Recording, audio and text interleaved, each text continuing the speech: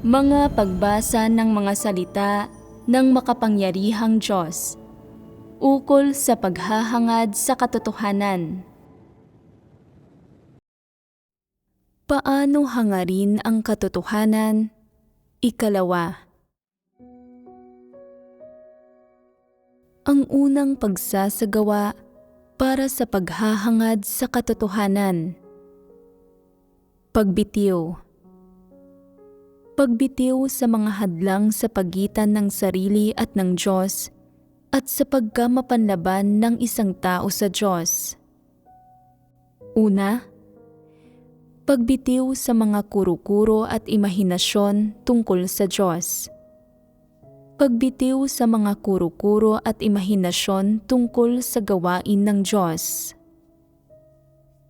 May ilang panahon na rin nating tinatalakay ngayon ang unang pangunahing item sa pagsasagawa ng kung paano hangarin ang katotohanan, ang pagbitiw. Noong nakaraan ay nagbahaginan tayo tungkol sa ikatlong item tungkol sa pagbitiw. Pagbitiw sa mga hadlang sa pagitan ng sarili at ng Diyos at sa pagkamapanlaban ng isang tao sa Diyos na isang bagong-bagong nilalaman. Hindi lang iisa ang aspekto ng nilalamang ito. Kinabibilangan ito ng maraming item at maraming nilalaman. Ang mga nilalamang ito ang dinaranas ng mga tao sa proseso ng gawain ng Diyos, at ang mga ito ay direktang nauugnay sa mga buhay at paghahangad ng mga tao. Kaya ang unang aspekto na dapat talaga nating pagbahaginan ay ang mga kuro-kuro at imahinasyon ng mga tao tungkol sa Diyos. Isa itong paksa na hindi maiiwasan ng mga tao sa proseso ng pagtahak sa landas ng pananampalataya sa Diyos. Nakipagbahaginan ako tungkol sa bahagi ng nilalamang ito noong nakaraan. Maaari bang may magsabi sa atin kung ano ang partikular kong ibinahagi? Noong nakaraan, nakipagbahaginan ang Diyos tungkol sa pagbitiw sa mga hadlang sa pagitan ng sarili at ng Diyos at sa pagkamapanlaban ng isang tao sa Diyos. Unang isiniwalat ng Diyos ang ating mga kuro-kuro at imahinasyon tungkol sa gawain ng Diyos. Halimbawa, may mga kuro-kuro at imahinasyon tayo tungkol sa araw ng Diyos, at naniniwala rin tayo na ang gawain ng Diyos ay labis na sobrenatural, at na hanggat gumagawa at umaantig sa mga tao ang banal na espiritu, magagawa ng mga tao na malutas ang anumang mga problema at mababago ang kanilang mga tiwaling disposisyon. Habang isinisiwalat ang mga kuro-kuro at imahinasyong ito, sinabi sa atin ng Diyos na ang resultang nilalayon niyang makamit sa kanyang gawain ay ang ikintal ang kanyang mga salita sa loob natin para kapag nangyari sa atin ang mga bagay-bagay sa pang-araw-araw na buhay, magagawa nating magsagawa ng ayon sa mga salita ng Diyos at sa mga katotohanan ng prinsipyo. Ito ang hinihingi ng Diyos sa bawat isa sa atin. Sino pa ang makapagdaragdag doon? Noong nakaraan ay nakipagbahaginan din ang Diyos tungkol sa katunayan na naniniwala ang mga tao na tinutukoy sila ng Diyos batay sa kanilang mga pansamantalang pagpapamalas, at iniisip din nila na sa pamamagitan ng pagsunod sa mga panlabas na regulasyon at panlabas na mabubuting pag-uugali ay pinalulugod nila ang Diyos at kaya nilang magtamo ng kaligtasan. Ang mga ito ay pawang mga kuro-kuro at imahinasyon ng mga tao. Dagdag pa, kapag ang mga tao ay mahina at nagbubunyag ng paghihimagsik at katiwalian, naniniwala sila na didisiplinahin at paparusahan sila ng Diyos. Isa rin itong kuro-kuro at imahinasyon. Mula sa pagsisiwalat ng Diyos sa mga kuro-kuro at imahinasyong ito ng mga tao, naunawaan natin na ang gusto ng Diyos ay hindi ang panlabas na mabubuting pag-uugali natin, ni ayaw niya na sumunod tayo sa ilang panlabas na pagsasagawa at regulasyon.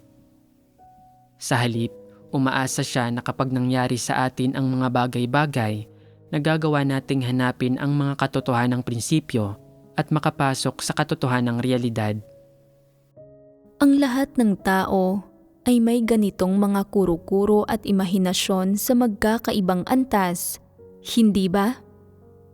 Bago simulan ng mga tao na hangarin ang katotohanan, o kapag hindi nila nauunawaan ang katotohanan at hindi pa nakakamit ang katotohanan, may tendensiya silang gamitin ang mga kuro-kuro at imahinasyong ito para bumuo ng mga hinuha tungkol sa kung paano gumagawa ang Diyos o para basta-bastang bumuo ng mga konklusyon tungkol sa kung paano gagawa ang Diyos. Kasabay nito, may tendensiya rin silang gamitin ang mga hinuhang ito para tukuyin ang sarili nila, ang sarili nilang kalalabasan, at kung sila ba ay mapagpapala o magdurusa ng kasawiang palad sa hinaharap. Sa makatuwid, sa proseso ng paghahangad sa katotohanan, labis nang naging mga balakid ang mga kuro-kuro at imahinasyong ito sa pagtanggap ng mga tao sa gawain ng Diyos, sa kanilang paghahangad sa katotohanan at sa kanilang pagkakamit sa katotohanan. Ibig sabihin, kung hindi mabitiwan ng mga tao ang mga kuro-kuro at imahinasyong ito, at palagi nilang itinuturing ang mga ito bilang kanilang motibasyon at ugat na sanhi ng kanilang pananampalataya at pagsunod sa Diyos, ang mga kuro-kuro at imahinasyong ito ay labis na makakahadlang sa kanila mula sa paghahangad at pagkakamit sa katotohanan. At sa huli, ay magagawa lang nilang gamitin ang kanilang mga kuro-kuro at imahinasyon para matukoy ang sarili nilang halaga, pagkakakilanlan at katayuan sa harap ng Diyos, at para matukoy kung anong uri ng pagtrato ang matatanggap nila sa sambahayan ng Diyos, kung ano ang magiging hantungan nila, at kung anong mga pagpapala ang makakamit nila sa hinaharap, kung gaano kalawak ang magiging awtoridad nila, at kung ilang lungsod ang pamamahalaan nila, at kung sila ba ay magiging haligi o pundasyon sa langit, o kung gaano karami ang makakamit nila sa buhay na ito, at kung gaano karami ang makakamit nila sa mundong darating. Dahil ang mga kuro-kuro at imahinasyong ito ay nauugnay sa mga buhay at paghahangad ng mga tao, naiimpluwensyahan ng mga ito ang mga landas na tinatahak ng mga tao, at siyempre, naiimpluwensyahan rin ng mga ito ang huling kalalabasan at hantungan ng mga tao. Ang mga tao ay namumuhay at naghahangad sa gitna ng kanilang mga kuro-kuro at imahinasyon, kaya hindi maiwasang tingnan nila ang lahat ng bagay at husgahan at tukuyin ang tungkol sa lahat ng bagay batay sa mga kuro-kuro at imahinasyong ito. Kaya paano man itustos ng Diyos ang katotohanan at sabihin sa mga tao kung anong mga pananaw ang dapat nilang panghawakan at anong landas ang dapat nilang tahakin, hanggat hindi binibitiwan ng mga tao ang kanilang mga kuro-kuro at imahinasyon, patuloy silang mamumuhay ayon sa mga ito, at ang mga kuro-kuro at imahinasyong ito ay natural na magiging buhay ng mga tao at ang mga batas para manatili silang buhay, at hindi maiiwasan na ang mga ito ang magiging mga gawi at pamamaraan ng pagharap ng mga tao sa lahat ng uri ng pangyayari at bagay.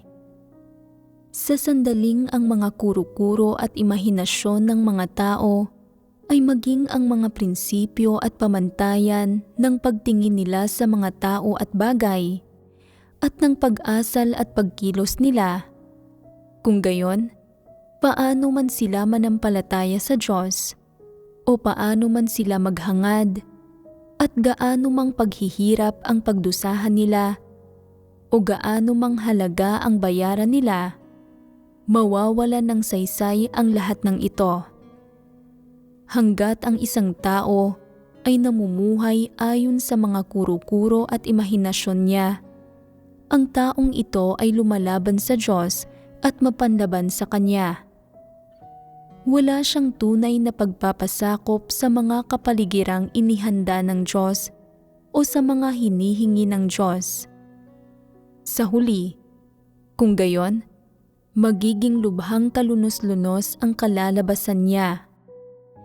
Kung maraming taon ka nang nananampalataya sa Diyos at ginugol mo ang sarili mo para sa Kanya, nagpaparoot parito ka at nagbabayad ng malaking halaga, pero ang simula at pinagmula ng lahat ng ginagawa mo ay ang sarili mong mga kuro-kuro at imahinasyon, hindi ka tunay na tumatanggap at nagpapasakop sa Diyos. Hindi mahalaga kung ang mga kuro-kuro at imahinasyong ito ay nagmumula sa mga aklat, sa lipunan, o sa iyong mga personal na pagnanais at interes. Sa madaling salita, basta't ang mga ito ay mga kuro-kuro at imahinasyon, ang mga ito ay hindi ang katotohanan. At basta't ang mga ito ay hindi ang katotohanan, mapanlaban ang mga ito sa katotohanan, isang balakid sa pagtanggap ng mga tao sa katotohanan at isang kaaway ng Diyos at ng katotohanan. Sa makatwid, hanggat namumuhay ka ayon sa iyong mga kuro-kuro at imahinasyon, susukatin at titingnan mo ang lahat ng bagay nang ayon sa mga kuro-kuro at imahinasyong ito. At dahil sa mga ito, sa huli ay tiyak na maghihimagsik ka laban sa mga kapaligirang inihahanda ng Diyos para sa iyo at maghihimagsik laban sa paggabay o kataas-taasang kapangyarihan ng Diyos sa iyo. Sa madaling salita, walang tunay na pagtanggap at pagpapasakop dito. Bakit ganoon?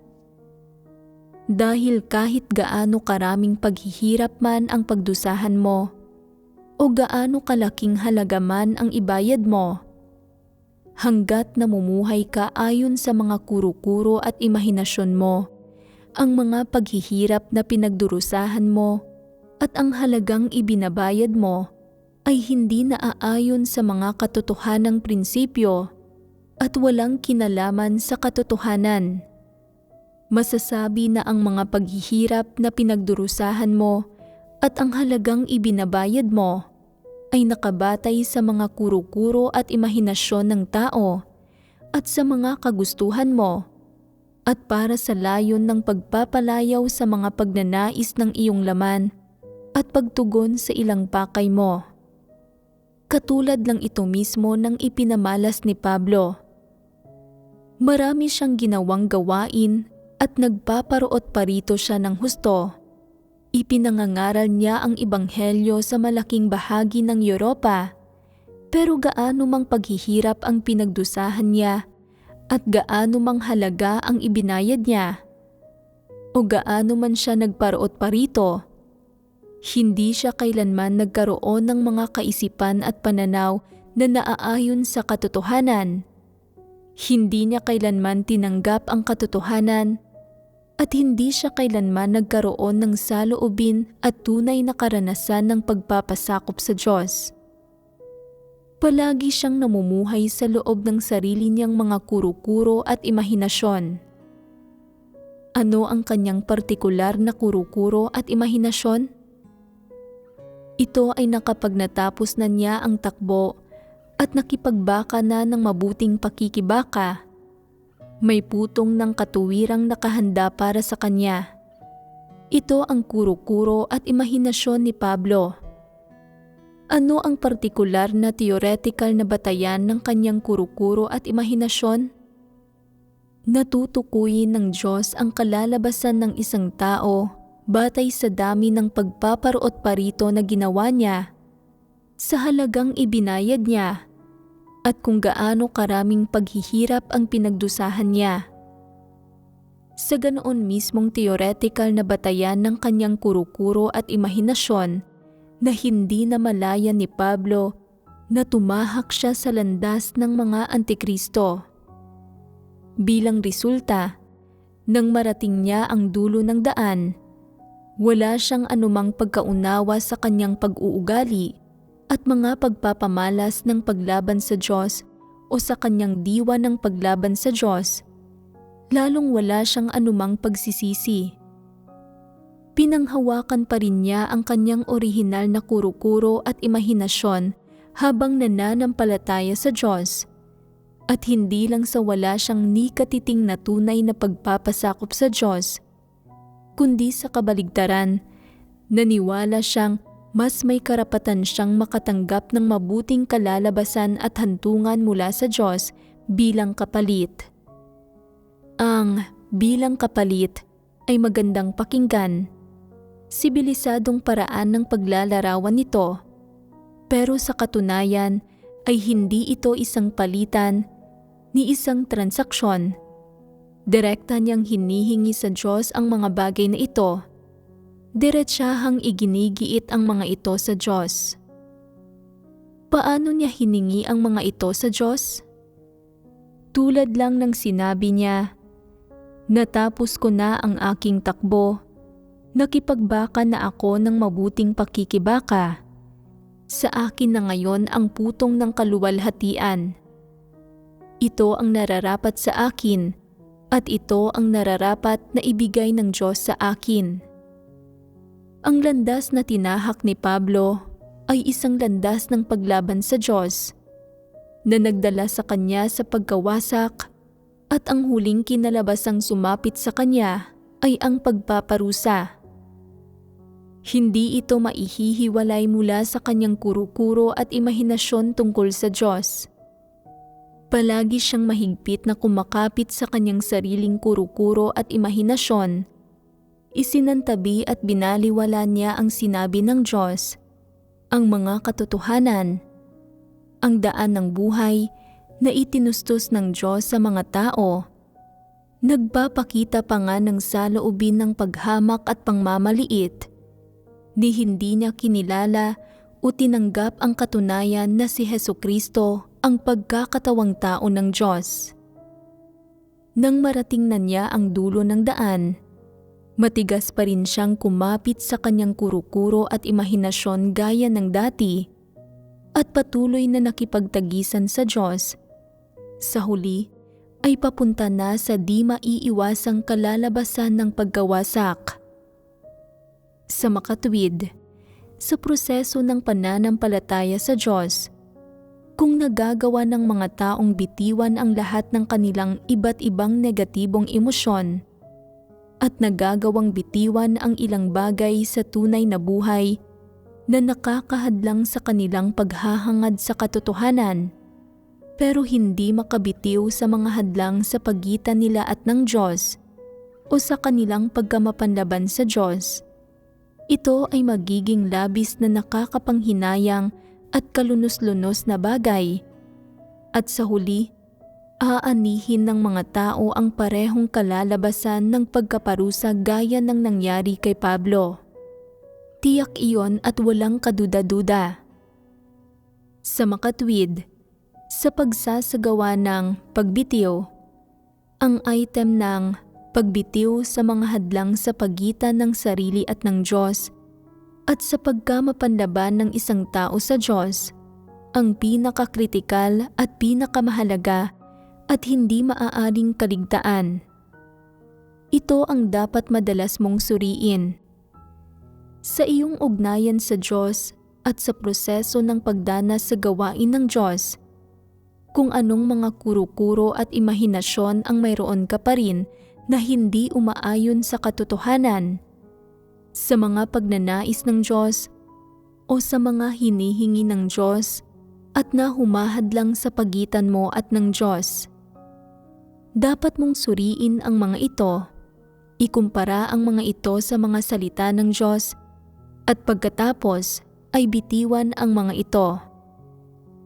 Ang pakay ng pagbitiw ay hindi ang dumaan sa isang proseso, kundi ang tanggapin ang katotohanan, ang tanggapin ang mga katotohanang prinsipyo sa aspektong ito na inilatag ng Diyos sa mga tao, at ang gamitin ang mga katotohanang prinsipyong ito para palitan ang iyong mga kuro-kuro at imahinasyon at ang baguhin ang perspektiba sa likod ng iyong paghahangad at ang direksyon ng iyong paghahangad para maging kaayon ka ng Diyos sa buhay mo at sa proseso ng pagsunod sa Diyos, sa halip na maging kaayon ka ng iyong mga kuro-kuro at imahinasyon. Ang gawain ng Diyos ay ang lutasin ang mga kuro-kuro at imahinasyon ng mga tao at tinutustusan niya ang mga tao ng katotohanan para lutasin din ang kanilang mga kuro-kuro at imahinasyon. Sa pamamagitan ng paglutas sa kanilang mga kuro-kuro at imahinasyon, binibigyang kakayahan ng Diyos ang mga tao na magkaroon ng mga tamang kaisipan, pananaw, paninindigan at perspektiba para sa pagharap sa bawat kapaligirang inihahanda niya at para sa pagharap sa bawat usaping hinaharap nila sa buhay. Ginagawa ng Diyos ang kanyang gawain at tinutustusan ang mga tao ng katotohanan sa pamamagitan ng kanyang mga salita, hindi para tuparin ang kanilang mga kuro-kuro at imahinasyon, kundi para kontrahin ang kanilang mga kuro-kuro at imahinasyon, at sa huli ay para bigyang kakayahan sila na bitiwan ang kanilang mga kuro-kuro at imahinasyon at magtamo ng pagkilala sa Diyos. Ang paniniwala ng mga tao na kayang baguhin ng gawain ng Diyos ang kanilang kakayahan, mga likas na gawi, mga personalidad at iba pa. Noong nakaraan ay nagbahaginan tayo tungkol sa ilang kuro-kuro at imahinasyon ng mga tao tungkol sa gawain ng Diyos. Dagdag pa sa mga kuro-kuro at imahinasyong ito, ang mga tao ay may iba ring ilang kuro-kuro at imahinasyon tungkol sa gawain ng Diyos na dapat nilang bitiwan sa proseso ng paghahangad sa katotohanan. Halimbawa, naniniwala ang mga tao na pagkatapos matanggap ang gawain ng Diyos, kung nagagawa nilang hangarin ang katotohanan, mapapanibago sila ng ganap at nasasandaling taglayin nila ang mga salita ng Diyos bilang buhay nila. Magkakaroon sila ng ganap na bagong buhay at isisilang silang muli bilang isang bagong tao. Naniniwala sila na bubuti ang kakayahan nila at na medyo magbabago rin ang kanilang mga likas na gawi, at kaya madalas na mangyayari sa kanila ang mga bagay na hindi nila kailanman inaasahan. Ibig sabihin, bukod sa magagawa nila ang mga bagay na lampas sa sarili nilang kakayahan at mga likas na gawi, magagawa rin nila ang mga ito ng labis na madali at maayos. Higit pa rito, sa proseso ng pananampalataya sa Diyos, madalas pangang nadarama ng ilang tao na mula nang magsimula silang maghangad ng katotohanan, bumuti ang kanilang personalidad at pasensya, mas maningning na ang mga mata nila kaysa dati, at mas malakas na ang pandinig nila kaysa dati. Paminsan-minsan, tumitingin sila sa salamin at nadarama nila na lalo silang nagiging katulad ng mga anghel. Nadarama nila na lalo silang gumaganda at mas lalong masigla kaysa dati. Nadarama pa nga ng ilang tao na ang ilan sa mga nakagawian nila sa buhay ay nagbago na at nag-iba na ang kanilang mga pattern ng pamumuhay. Noon, kapag nagpupuyat sila, walang tigil silang humihikab, pero simula nang umpisahan nilang hangarin ang katotohanan, nawala ang ganitong mga reaksyon at malaking himala ito para sa kanila. Sa mga kuro-kuro at imahinasyon ng mga tao, naniniwala sila na sa sandaling simula nilang hangarin ang katotohanan, gagawa ang Diyos ng ilang gawain sa kanila para sumailalim sila sa mga di inaasahang pagbabago. Kinabibilangan ito ng pagbuti sa kanilang kakayahan sa loob lang ng isang magdamag, mula sa pagkakaroon ng katamtaman o napakahinang kakayahan. Sila ay magiging sobrang matalino, may kakayahan at may karanasan. Magiging isang taong may kakayahan at karunungan, at ang antas ng pag-iisip nila ay aangat din. Kapag unang magsimulang manampalataya sa Diyos ang mga tao at magpasyang hangarin ang katotohanan, mayroon silang mga engranding labis-labis at di makatotohanang imahinasyon tungkol sa paghahangad sa katotohanan. Sa madaling salita, wala sa kanila ang talagang umaayon sa realidad. Naniniwala ang mga tao na hanggat naghahangad sila sa katotohanan, maraming aspekto tungkol sa kanila ang aangat at labis na uusad, at na sa ilang larangan ay mahihigitan pa nila ang mga ordinaryong tao. Sa makatuwid, pinapangalanan ng ilang tao ang sarili nila na Liu Chao, ang iba ay Ma Chao, at ang iba naman ay Niu Chao. Ang mga pangalang ito, ayon sa pagkakabanggit, ay nangangahulugan ng pagiging higit sa mga buriko, kabayo at baka. Ibig sabihin, pagiging mas mabilis na makatakbo kaysa sa isang kabayo at pagiging mas malakas kaysa sa isang buriko o baka. Sa pangkalahatan, ang mga buriko ay napakalakas sa paghila ng mga bagay. Ang mga kabayo ay may napakalalakas na hita at ang mga baka ay may napakatibay na katawan. Kaya tinatawag ng mga taong ito ang kanilang sarili na Liu Chao, Ma Chao at Niu Chao. Kita mo, nagbibigay sila ng espesyal na pagsasaalang-alang sa mga pangalang pinipili nila. Mula sa mga pangalang pinipili ng mga tao para sa sarili nila, makikita na ang mga tao ay may sarili nilang pagkaunawa sa gawain ng Diyos. Sa kasamaang palad, ang pagkaunawang ito ay hindi naaayon sa katotohanan at hindi positibo. Isa itong kuro-kuro at imahinasyon ng mga tao. Ang kuro-kuro at imahinasyon mang ito ay baluktot o sukdulan. Sa madaling salita, hindi ito tugma sa mga katunayan at sa katotohanan. Napakahungkag nito at may kinalaman sa mga sobrenatural na bagay. Ang prinsipyo ng paggawa ng Diyos sa mga tao ay ito.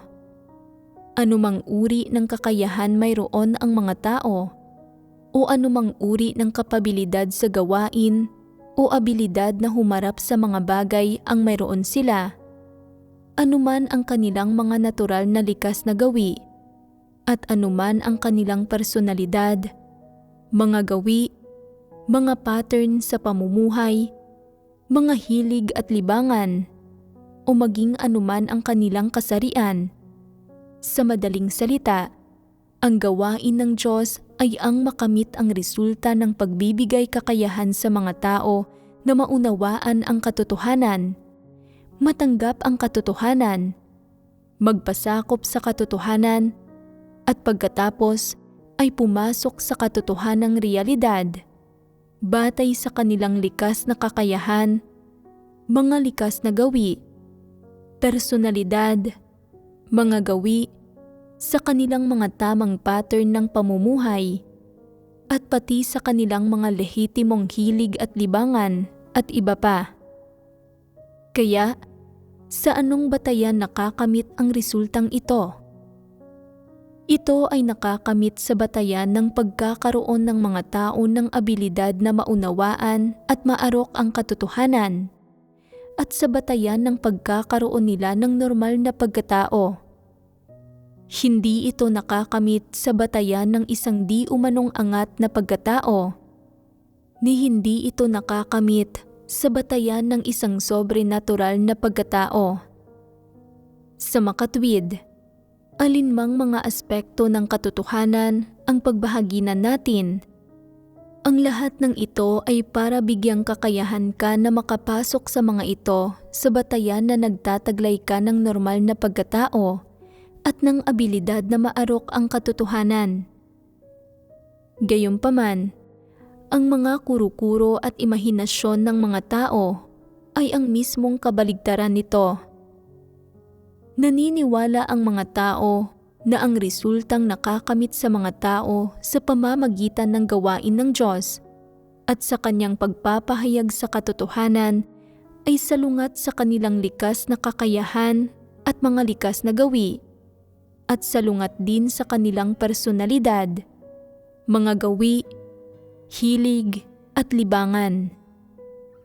Madalas na umaasa ang mga tao na may himalang mangyayari sa kanila, na ang isang sobrenatural na bagay o isang bagay na hindi inaasahan at lampas sa sarili nilang kakayahan at mga likas na gawi ay mangyayari sa kanila, sa halip na magsikap na hanapin ang katotohanan sa praktikal na paraan. Ano ang pinatutunayan ng katunayang ito?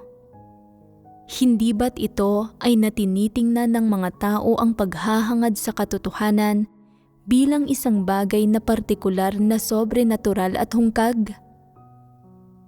Hindi ba't ito ay natinitingnan nila ang mga paraan ng paggawa ng Diyos sa mga tao bilang partikular na sobrenatural at hungkag? Madalas na umaasa ang mga tao na kapag mas hinahangad nila ang katotohanan, magiging mas mahusay ang kakayahan nila, o na pagkatapos makinig sa maraming sermon at matanggap at maunawaan ang maraming katotohanan, magiging mas mahusay ang kakayahan nila kaysa dati. Isa itong kuro-kuro at imahinasyon, hindi ba? Gamitin nating halimbawa ang pag-aaral ng isang propesyon. Noong nag-aaral ka sa paaralan, kung gusto mong maging dalubhasa sa isang propesyon, kinailangan mong paulit-ulit na kabisaduhin ang kaalaman ng propesyong ito at mag-aral mula madaling araw hanggang sa paglubog ng araw. Ginugugol ang libre mong oras sa pagsisikap na matutunan ito.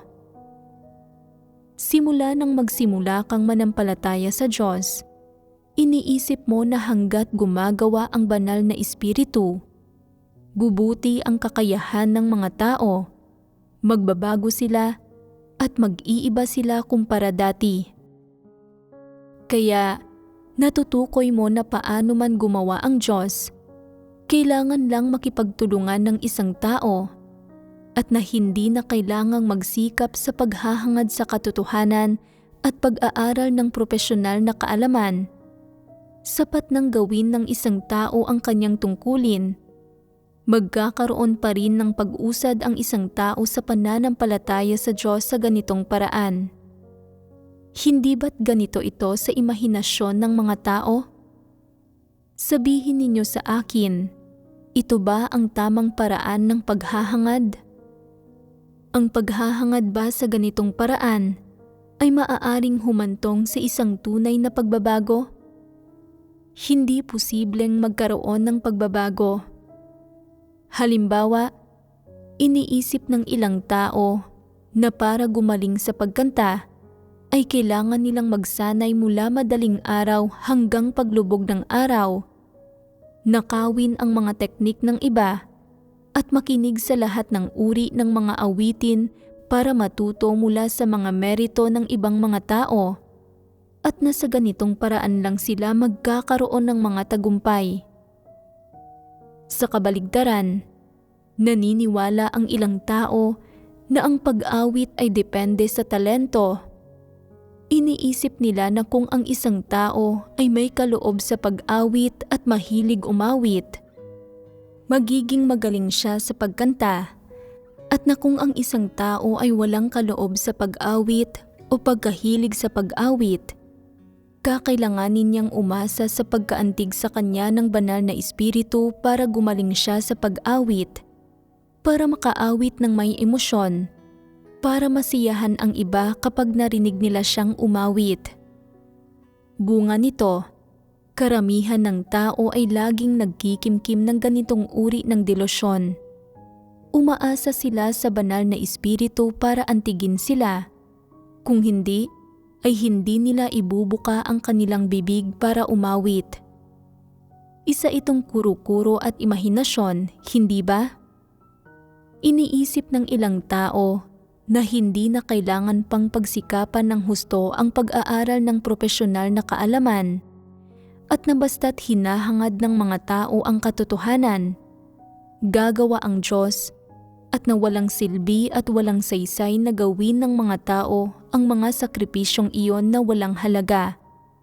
Iniisip nila na sa sandaling gumawa ang Diyos, mas may silbi ito kaysa sa anumang pagsisikap na inilalaan ng mga tao. Kaya basta't sinserong ginagawa ng mga tao ang mga tungkulin nila at handa silang ilaan ang puso nila sa Diyos, gagawa ang banal na espiritu sa kanila at ang kanilang kakayahan at mga abilidad ay agad na aangat nang lampas sa saklaw ng normal na pagkatao. Magagawa nilang maunawaan ang mga bagay na hindi nila naiintindihan dati at bagamat dati ay hindi man lang nila mabasa ng sabay ang 2 linya ng teksto, mababasa na nila ng sabay ang 10 linya at maitatatak ang lahat ng ito sa memorya nila pagkatapos nilang magsimulang manampalataya sa Diyos. Pero gaano man sila magsanay, hindi pa rin nila ito makamit, kaya nagbubulay-bulay sila. Hindi ba ako pinagkakalooban ng Diyos ng biyaya? Hindi ba ako sapat na masikap at sinsero sa paggawa ng tungkulin ko? Ganito ba ang kaso? Iniisip mo na kapag mas lalo mong nakakamit ang sobrenatural, hinihigitan ang saklaw ng sarili mong kakayahan at abilidad, mas napapatunayan nito na gawain ito ng Diyos, na kung mas lalong tumitindi ang sinseridad mo at ang kagustuhan mong makipagtulungan, lalo pang higit na gagawa ang Diyos sa iyo at mas huhusay ang kakayahan at mga abilidad mo. Hindi ba't ito ay isang kuro-kuro at imahinasyon ng mga tao? Hilig ba ninyong mag-isip ng ganito? Ano ang resulta ng pag-iisip ninyo sa ganitong paraan? Hindi ba't palaging kabiguan at kawalan ng pagsasakatuparan? Nagiging negatibo pa nga ang ilang tao, sinasabing, ibinigay ko na ang lubos kong sinseridad sa Diyos. Bakit hindi ako pinagkakalooban ng Diyos ng mahusay na kakayahan? Bakit hindi ako bigyan ng Diyos ng mga sobrenatural na abilidad? Bakit ba lagi pa rin akong mahina? Hindi pa rin humuhusay ang kakayahan ko. Wala akong makilatis na anumang bagay at nalilito ako kapag nahaharap ako sa mga komplikadong bagay. Ganito na ito dati. Bakit ganito pa rin ngayon? Dagdag pa rito, sa paggampan ko ng tungkulin ko at sa pangangasiwa ko sa mga problema, bakit hindi ko kailanman malampasan ang aking laman? Nauunawaan ko ang ilang doktrina, pero hindi ko pa rin makita ng malinaw ang bagay-bagay. At pagdating sa pagharap sa mga usapin, hindi pa rin ako makapagpasya at malayo pa rin ako sa mga may mahusay na kakayahan. Mahina rin ang kapabilidad ko sa gawain at hindi epesyente ang pagganap ko sa aking tungkulin. Hindi talaga humusay ang kakayahan ko. Ano ba ang nangyayari? Hindi kaya sapat ang sinseridad ko sa Diyos? O hindi ba ako gusto ng Diyos? Saan ako nagkukulang? Ang ilang tao ay naghahanap ng iba't ibang dahilan at sumubok ng maraming pamamaraan para baguhin ang katunayang ito, katulad ng pakikinig sa mas maraming sermon, pagkakabisado ng mas maraming salita ng Diyos, pagsusulat ng mas maraming tala ng espiritual na debosyon, pati na ang higit na pakikinig sa pagbabahaginan ng mga tao sa katotohanan, at higit na paghahanap, pero nakakadismaya pa rin ang resulta sa huli. Katulad pa rin ng dati ang kanilang kakayahan at kapabilidad sa gawain. Hindi humuhusay kahit 3 hanggang 5 taon na silang nananampalataya sa Diyos. Pagkatapos ay tumitingin sila sa sarili nilang personalidad at nakikita na kasing duwag pa rin sila ng dati, kasing bagal ng isang matandang baka, o na mayroon pa rin silang hindi mapagpasensyang personalidad. Pinapangasiwaan ang lahat ng bagay ng nagkukumahog, walang naging pagbabago. Naoobserbahan ng iba na kamakailan ay tila hindi nagbago ang kanilang mga hilig at libangan, at na ang ilan sa kanilang mga depekto, gawi at kapintasan ay hindi rin nagbago. Napapansin pa rin ng ibang mahilig magpuyat at gumising ng tanghali na nananatili ring hindi nagbabago ang mga gawi sa buhay na ito. Kaya nagtataka silang lahat. Ano ba ang nangyayari? Maaari kayang hindi gumagawa sa akin ang banal na espiritu? Inabandona na ba ako ng Diyos? Hindi ba nalulugod sa akin ang Diyos? Maling landas ba ang tinatahak ko? Naghahangad ba ako sa maling paraan? Hindi ko ba sapat na isinapuso ang paggawa ko sa tungkulin ko? Hindi ba sapat ang ibinayad kong halaga? Naghahanap sila ng lahat ng uri ng dahilan, pero sa huli ay wala pa rin silang mga resulta. Ano ang dahilan ng kawalan nila ng mga resulta? Ito ay dahil palagi silang namumuhay sa sarili nilang mga kuro-kuro at imahinasyon. Iniisip nila na matapos manampalataya sa Diyos, basta't sincero sila sa Kanya, kung gayon, sa sandaling gumawa ang Diyos, bubuti ang kanilang kakayahan at kapabilidad sa gawain. Ang gayong mga ideya nila ay nagmumula sa kanilang mga kuro-kuro at imahinasyon. Ang mga kuro-kuro at imahinasyon ng mga tao ang nagpapasya ng mga layon at pamamaraan ng kanilang paghahangad, ng mga landas na tinatahak nila, at sa huli ay ang nagpapasya ng kanilang mga nakakamit at kinalalabasan. Ano ang makakamit ng mga tao kung mayroon silang gayong mga kuro-kuro at imahinasyon? Makakamit ba nila ang katotohanan? Magkakamit ba sila ng tunay na pananalig sa Diyos at ng tunay na pagmamahal para sa Diyos? Magkakamit ba sila ng tunay na pagpapasakop sa Diyos? Hindi nila makakamit ang anuman sa mga bagay na ito.